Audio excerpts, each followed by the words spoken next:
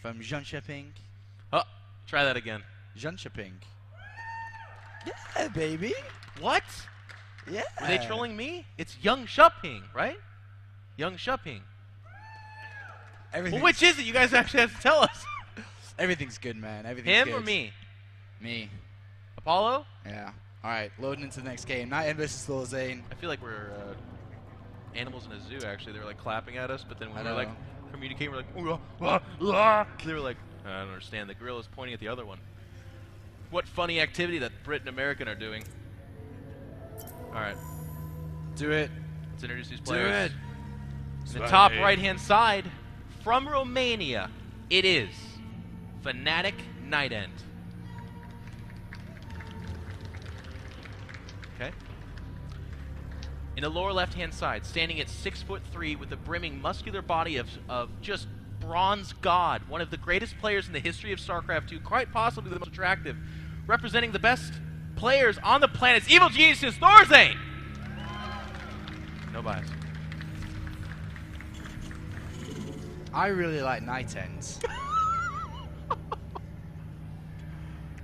I do too. Yeah, I like him just as much as everybody else. That's cool. Nightend, though, Nightend struggled to get in to the DreamHack ISO Open Winter Finals.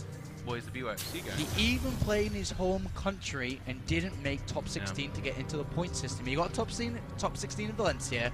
He's played in almost every DreamHack event, but never managed to get top 16, top 8, only once. Do we know who cut him down at Bucharest? No, I can't remember who cut him down exactly. I don't have that detailed stats, but he managed to break through the open bracket here live at the event. It was his last possible opportunity.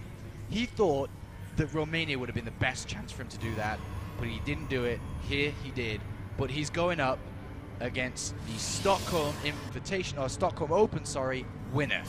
Well, let's just be honest. He's in the group of death. There's no respite for him. I think he just got off a loss against Hero. Or no, that can't be right. Someone was telling me that Hero played him today, though. I was looking at the Wikipedia page. I think they actually played. Okay, so let me... You're going to check. I'll try to commentate. We do have a one-gate opening here from Nightend. So far, one gas.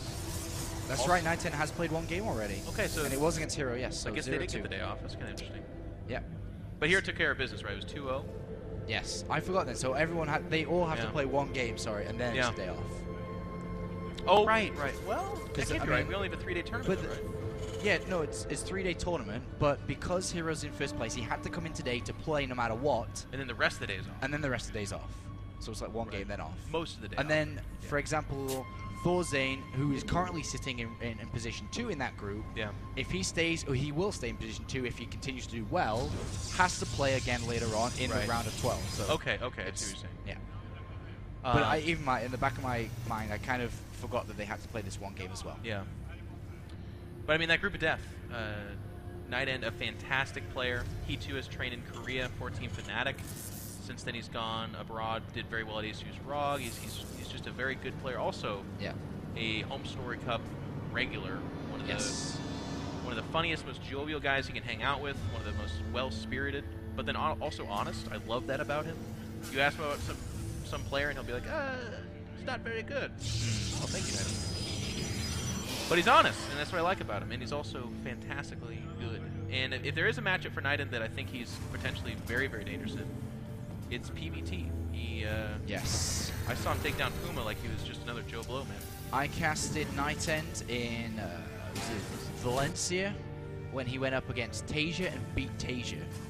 Yeah, I remember that. And that was sickening. I remember that. It was right about the time, or maybe 1 or 2 weeks, maybe 1 week after we saw Rain in the GSL use a lot of Templar-based openings. And Nightend was probably the first in the European scene to pick it up and use it himself, and use it to great effect, and was able to beat down Tasia. Doesn't get much better than that. And it's funny because Nightend has always in StarCraft 2 been the Colossus guy. Yeah. He's always been the Colossus guy, but has changed his style as of recent. In this game, though, he is still going up to one gate Robo. It doesn't necessarily mean he'll stay on Robo and go for Robotics Bay. He may just want to get the Observer out, but the likelihood here in this game is probably he will use Colossus, but he's very good at using both the styles. On the other hand, Thorzane uses one build, usually one build alone in this matchup, as we saw him yesterday when he was able to beat 91-2-0. And you're exactly right. I mean, so far it's lining up exactly that way as well. And another note about Night End, too, is actually that Asus ROG tournament that you actually cast at alongside TLO. Fantastic job there, sir. Thank you. I remember Night End was doing this really weird style where he goes like 5 Colossus, 0 Zealots for the most part. Obviously, I'm not being literal here. But then his other, to supplement the Colossus, he would just go pure Blink Stalkers. It was so weird, but if you have great army control and you execute it the way he did, it throws off the Terran, and you've got a great little combo of units here. The Colossus kill everything, and the Stalkers protect the Colossus. So, and it beat the Muslim, and it then beat Puma. 2 fantastic Terrans there. Night End hasn't actually thrown down the Twilight Council, so if he wanted, I was going to say, there it is. So I was going to say, if he wanted to play the Temple-based style, the Twilight Council should have come down at the same time as the Forge, but because of that, naturally we're going to see the Robotics Bay come down. So we are going to see a Colossus opening from him. Only 1 Forge, though, and armor.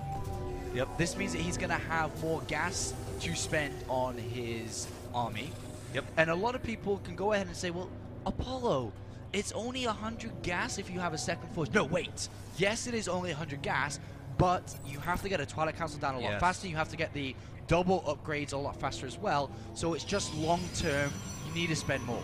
In this game, he only has to spend half the amount here. Therefore, he can increase his army value and have more units out to defend against potential aggression, which Thorzain's so good at, dropping on the natural, dropping in the main, running to the third, which is going to be all about Thorzain here. And there is that Twilight Council, and it's actually at a fairly early stage here. You'll notice it went down before the Colossus and before range was even upgraded. So this does suggest a couple things. I think he wants to just kind of seamlessly go from 1 armor to 2 armor. Yeah.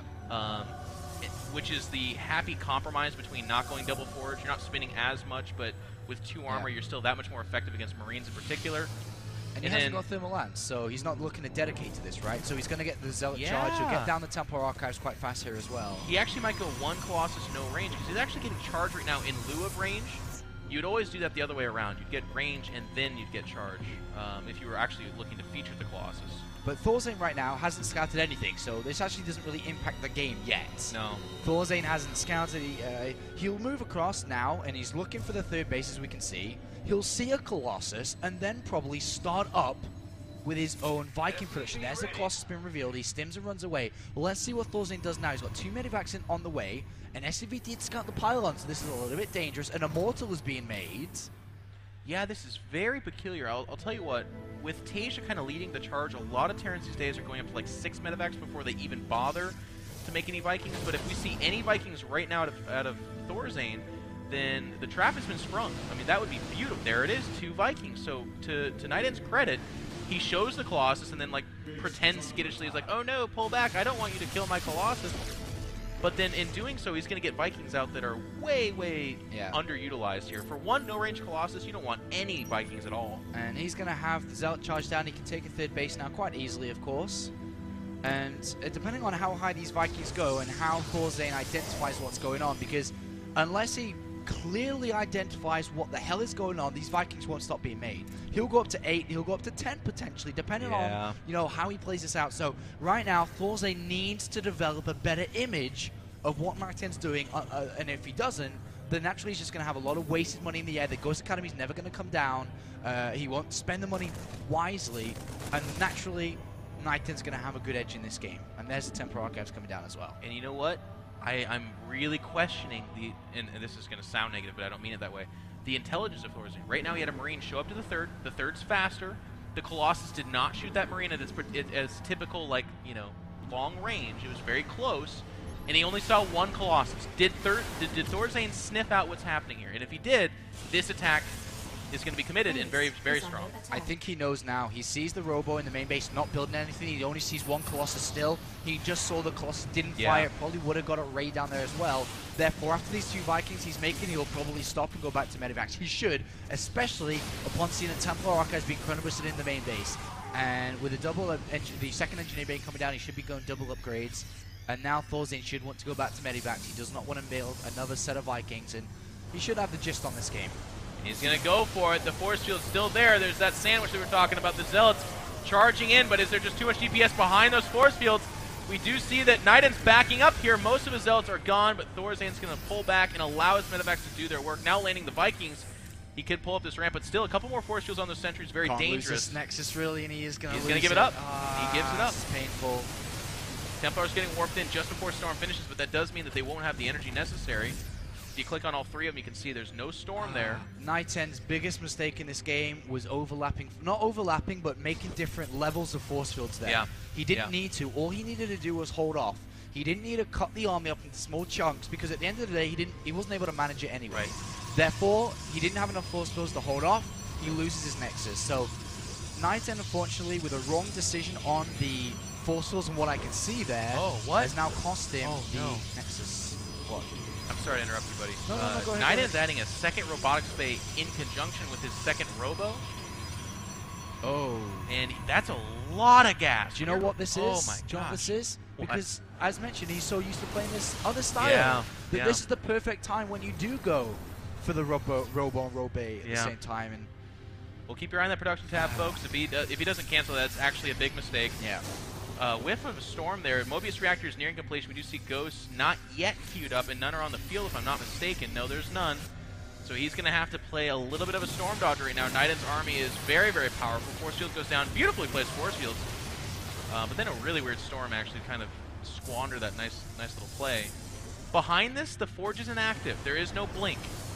The robotics bay did finish. The second robo they're both producing Colossus with no range. Yeah, that's funny. It's no range. Just because usually, for anybody that's kind of understanding, usually you do get a robo, like I mentioned earlier, you get a robo for an observer, then you go forward to Planet Council to play the range style, the Templar Storm base style, and then once you get set up on a third base, you add a second robo and the robo bay at the same time to go double Colossus production. In this game, though, Niten forgot he built the Robo Bay and built a #1 Colossus in the first place. So he went into autopilot and just got that done anyway. Seems like we have a bit of a lag, but it is okay. But because of that third base being denied here, Jeff, is that his forges are late. He's messed up his plan, and Thorzane's in good shape at the moment. At the moment, he is. We do have double Robo producing Colossus, so Thorzane pushes forward and kind of aggroes the information from Niten, where he sees, oh, okay, you've switched back to double Robo Colossus, and starts again producing Vikings. Actually, somehow Thorzane sniffed it out. There's more Vikings coming out here. But this attack's really, really powerful for Thorzane. He's got no range Colossus on the other side of these force fields and a few Templar, but his ghosts are ample, and they're ready. And there's only 4 Vikings, though. I don't think he can crack through. He's going to try, maybe. No, you'd be surprised about the power of EMP, my friend. Yeah. Oh, there's a good EMP, that's for sure. And one shot onto the Templar. Only hit his shoulder. He's still okay. Yeah. He's got his good storming arm. And Zealot thinking about it. A couple of EMPs do go down, but they're just hitting Zealots. Right now, there's Templar still a Storm. They're the dangerous threat there. EMP does go down. One Storm and hits the army. There's no force, but there's a big Storm coating most of Thorzane's army. And Thorzane running through that Storm gets tremendous damage dealt to him. The Bioball sitting at the base of this ramp seems quite powerful. The Colossus have been removed, and no DPS here in the form of Zealots, Archons, or really any heavy hitters. That means that this small Bioforce is going to be really powerful with all those medevacs. Yeah, really nice timing here by Thorzane with the 2-2 upgrades finishing up at the same time. Niten going to lose the Nexus again here, unfortunately. Has a couple of Zealots down there to do something, but isn't using them at this current point. And Niten, upon losing that very early Nexus, that's probably cost him the game very early on, and he was not able to recover here. And Niten seems to be, at the moment, fighting his way to victory. GG. No spoon tearing this time around. I know a lot of fans in those threads were like, Thorzane, you're giving us heart attacks. And even people took it even the next step. They were like, I hate that playstyle. Never again do I want to see that again. Well, Thorzane heard your prayers. And in this game, he was the aggressor all game long. We played very well. Niten made a couple of minor mistakes which built up to a big one. And at this level of play, at this level of tournament, these mistakes cannot be made. But Thorzane picks up a good win, especially because he is 2-2 in his group, losing to Hero and Rets yesterday. Hero tops the group, and Ret was in third, right? So yes. Yeah, Rets, lose 2 guys. Ret's in 1-3 at the moment. 1 win, 3 losses. Oh, right. Never mind. The only win he picked up was against Thorzane. Currently, Thorzane is tied with Naniwa, 2-2 apiece. Second and third place, of course, Hero right up there, 5-0, 10-1 in maps. Beautiful. Doesn't get much better than that. Play. But this is a must-win for Thorzane here. He really can't afford to go 2-3. 2 wins, 3 losses makes it very difficult, especially because Naniwa's excellence within the PvP matchup, which obviously he's going to have to face Niten within this group. And if Naniwa picks up that win. He goes 3-2, and then depending on how Knighton does, and then depending on Rhett does. Really nice to see Naniwa surge back, by the way. I mean, you were observing, I think, for the second series, but we actually kind of watched Knighton have a tough run out of the gates, but then all the results coming in after we stopped commentating was he was doing much better. I was really happy. And then, of course, ending the night with him beating Rhett. No slouch there. Really, I know he's a hometown hero. He was one of the big foreigner hopes in GSL, and it's nice to see him taking games even after losing, because a lot of players tilt. When they lose early in the tournament, they're like, well, screw this tournament, I'm done. Naniwa didn't say that, and he's been surging back since then. That's right. That's right. It's good to see. Good to see. Our next map here is going to be Daybreak. I like this a lot for Night10's return in this best of 3 series. You think so? Daybreak has been one of the classic just challenge arenas, if you will. It's been a place that both players of all races, I think, will feel very comfortable. The nice thing about this for Thorzan's style that kind of goes against Knighton, and I'd be very interested. This is me not knowing what Knighton wants to do here, but that third base is so hard to hold against a good Viking Marine Medevac Marauder style. But Knighton kind of made a living off of holding off that style and being very good PvT. So I want to see his answers for my own selfish desire. Night10 did choose this map, or no, it didn't actually. Shut up, Sean. It didn't work that way. It was vetoes into left maps into random rotations. So we did get the luck of the draw with this as the second map, because I know he actually loves this map. Yeah. He picks this map all the time. Okay. You could be very right. I really want to see what he does to answer the Thorzan style. We've seen the same style out of Thorzan, so should we see it again? I would bet yes. Let's go ahead and introduce these players. Lower left-hand side from Romania, Fanatics Knighton. And in the top right-hand side, leading 1-0, Evil Geniuses Thorzan. This would be, if Thorzan was to win this tournament, and I still have this broken down voice, it'd be the perfect time to remake that video. Yeah. From the Stockholm. It'd also be the third tournament that I either host or commentated that he won, if that happened. Ooh, look at you, lucky. I would then take a cut from his salary / earnings. I would be like, I'll tell you what, I'll go to... Thorzan gets a... We'll go to GSL together, and I'll be like, you just give me half the prize pool. Thorzan qualifies for a tournament in Australia, and you go to EG, like, well, guys, you look at the stats. Dude. I think I got to go to Australia as well. Do you want to go there half as bad as I do, man? That place looks amazing. I've been to Australia. What? Yeah, I went when I was 17. Oh, well, that doesn't really count. Why? 17-year-olds are idiots. No, I wasn't an idiot. You were a smart 17-year-old? I was awesome. Yeah? You went there and like, I'm going to go look at all the sights and enjoy the beauty of this country. So what'd you actually do? I take that back. Yeah, exactly. So, but I went there. Where's the girls and can I drink underage here? Or not, it was actually, I think it was 2008, so I was 18. Okay. It doesn't not much difference between 17 and 18. Of course, we're just looking at the command side first. Gateway gas, right back. Back to us. Back to us. When I went to Australia, it was when I won WCG. Yeah. I won $12,000. This is a great story so far, right? In 2007, I won $12,000, and when I got that money in my bank, I used it to spend money to go see my brother in Australia. Okay. Then I went to Australia, and it was in between finishing one tournament and another tournament starting up, which I wanted to play in. And my brother was like trying to take me out to all these different locations, like trying to show me Australia. I was like, no, I just want to stay in and play. He's like, you're in Australia. I'm like, no, it's okay. I just stay in and play. You know, like the proper nerd comes out. Yeah, of course. But if I was to go now, it would be a lot different. So I was right. So you are right. I wanted to just back up your rightness. And then when old people travel, they wear like, you can tell they're super serious about where they travel because they don't even care what they look like. They've got fanny packs on, flip-flops, and socks. That's almost. They only care about the country. They don't care about themselves at all. But I would love to go back there. I went on the Gold Coast. It was very beautiful. I met Moonglade last week and spoke about it. Yeah. I went to Surfers Paradise, and Paradise is exactly what it was, Jeff. Oh my God. They have such a beautiful country. Yeah, it was really good. And every Australian I met there in the pubs. Super nice. Super nice, and they said, thank your queen for sending us here. I like that they joke about that because it happened so long ago. That's right. Getting inside the game here a little bit, we do have a one-gate expand from Knighton. Knighton's a fairly formulaic player. We break away from Bishu into his counter, like the opposite of Bishu. This guy, the one-gate expander, Nexus first, I'm guessing. Yeah. 99% of his PvTs. And on the flip side, Thorzan, we don't even say 99%. It's actually 100% of the time. They'll do the exact same thing. All right. If I'm Night End, you know the standard on smaller maps is probably 3 sentries as safety net right. with units as you're trying to tech up.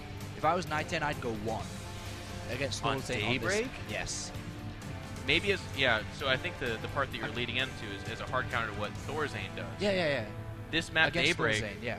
It's really actually a lot of Protoss kind of discover that they're uncomfortable with where they're at because yeah, it could be one perfectly placed force field at that frontal ramp that has the rocks on it, but even that force field's kind of hard to hit.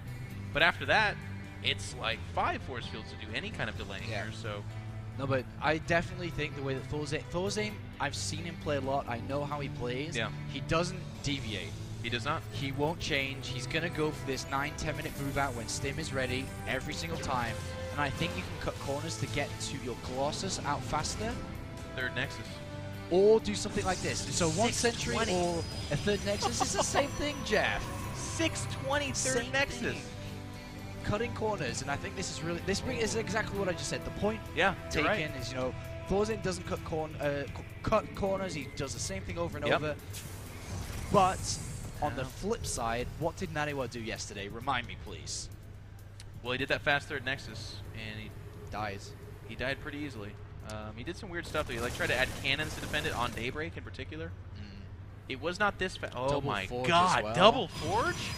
This is like the sickest, greediest play. And Twilight on top, he's like, I don't care about anything. This is Scrooge McDuck playing Protoss. Yeah. Swimming in his gold coins right now, just laughing himself to the bank. I mean, in double gas at the natural as well. So, I mean, Sean, you and Night End have synced brains. I feel like if I were to pinch you somewhere in this building, there's a Romanian that feels the pain as well. A Romanian that goes, ow, or no. But that would have actually come Twilight off, Council. That would have come off a lot better if I had a voice. Unfortunately, it come out like, anyway, it's 1-1 on the way. I love Night End's play. I love how active he is with these 2 Stalkers. That just tickles my ribs. It's beautiful. It just portrays the exact opposite to what he's doing. As Thorazane has no idea he's got a second bunker down. The only units on the table on this map for the last 8 minutes, 2 Stalkers, a Zealot, which are on the other side, and 1 Sentry. That's all he's had for 8 minutes in this game. And anyone that plays StarCraft 2 knows that that is not enough to defend against anything, but the way that Night End's playing it out, it is beautiful. And Thorazane, he's got a turret on the naturals in case of DTs, an Observer. And as long as Night End to set up with 1-1 and Zealot charge before Thorazane comes, well, Night End is going to be ready. I'll tell you what, to quote ourselves from last night, this timing right now for the next about 2 minutes is the soft underbelly of the build that we're seeing from Night End. Night End's going to have 1-1. That should finish. He should not have charge. And there will be medevaced Marine Marauders at his doorstep, uninhibited. They're not going to get stopped by any force fields or units along the way. Can charge? I think charge will be done, no? Yeah, it could be. I think so. Yeah, it could be. It's got. And if it's done, he's got enough force fields to trap the Bioforce. But the point still, given that it's no splash, it is +1 attack. Depending on Thorazane's micro haste, it could do a lot of that. It's going to be very close, actually. Look at it. So close. He stims. Oh. But Knight's out of position anyway, god damn it. Yeah. It doesn't matter what we say. Well, I mean... the factory! Strictly speaking, I was right. Yeah. I'm just teasing. No, it's okay, man. Units show up here, though. They are going to go around that. That's the right angle. If they try to get funneled between that factory and Nexus, it'd be really hard going. Night End's very tedious about this. Of course, Night End needed that, but there might be just too much bio here. The 4th and 3rd medevacs do show up. The DPS from this Bioforce is tremendous. It's down to the Stalkers and Sentries. Still a few Zealots here, but I think Thorazane might hold. I think Thorazane's going to do it. I make these noises because it is so very, really very close. Good micro from Thorazane. He will be able to break it down. The Sentries are gone. The Stalkers are gone. 4 Zealots going to get filtered in. The Probes are coming off the line as well. Night End, no, not the Nexus. The Nexus falls and Thorazane takes another massive lead in this game. Yeah, and this might just, well, here come the Zealots trying to contribute what they can. Of course, charges here 1-1. Out upgrading Thorazane by an armor upgrade. Thorazane's backing up. Marauders' slow attack rate mean that they're having a tough time dealing with these Zealots, but the great kiting here is effective. However, there's the 4 medevacs with very low energy to none, by the way. And now additional medevacs showing up. So. Look at that spread. Look at it. He's just moving back every different segment in every different way against the Zealots. And yeah. I'm going to be honest, guys. 5 seconds more, 10 seconds more, and Nighten's hand he defends that Nexus. It was so incredibly close. Oh, this is painful. Individual Zealots get separated out here. 2 Archons, by the way, back at that rebuilding third. Those Archons do a lot to this. I think Thorzane seeing those says, okay, he should back away. I mean, there's still a string of units coming out here. He's establishing his own third, but 2 Archons with any kind of charge lots at all are so powerful against low unit count Marine Marauder. 1-1 is done now for Thorzane. Upgrades are equal. He's got medivacs now. He's going to go in and poke in again. 4 Archons now. Oh, man. And if he is not going to be careful, he could end up losing the medivacs. But and I'll tell you what, Nighten somehow has 900 minerals. I don't know how that's happened. Is he just not warping in? Yeah. I don't understand that. He's only on 5 gateways. Yeah, he's adding 2 more. He's up to 1,500 minerals right now. I mean, unfortunately for Nighten, he did not scale up appropriately with this third Nexus, although he didn't have it for very long. It was still additional chrono boost and more mining coming in. He did not have the economy to realize that advantage. 5 gateways is probably not enough there. No. And that sucks, because his probably income was roughly about 1,200 per minute, warping in 5 Zealots per cycle. Not too good. So Protoss of the planet.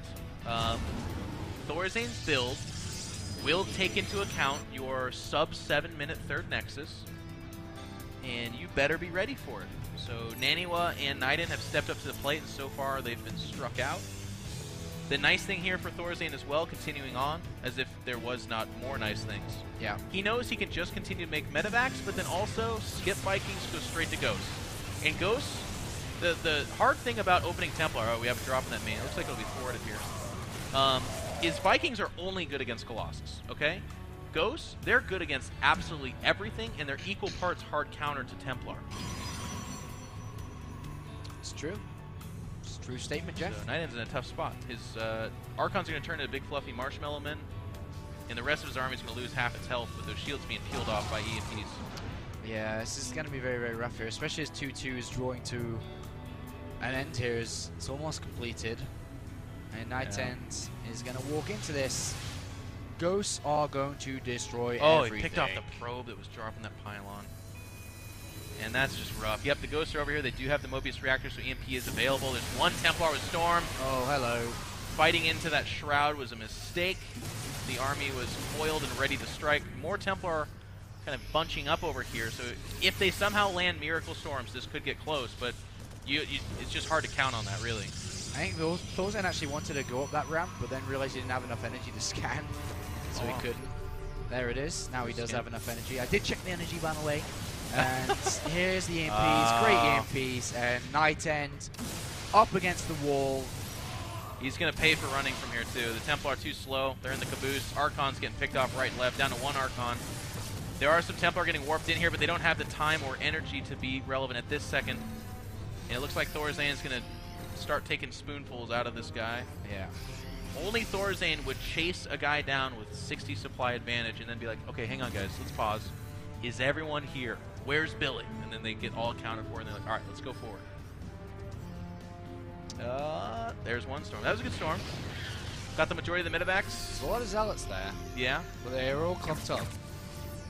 They are very clumped up. Oh, as you can see, a good EMP down by Thorzane. And this series has pretty much been decided by the early Nexus being destroyed so early on. Yeah.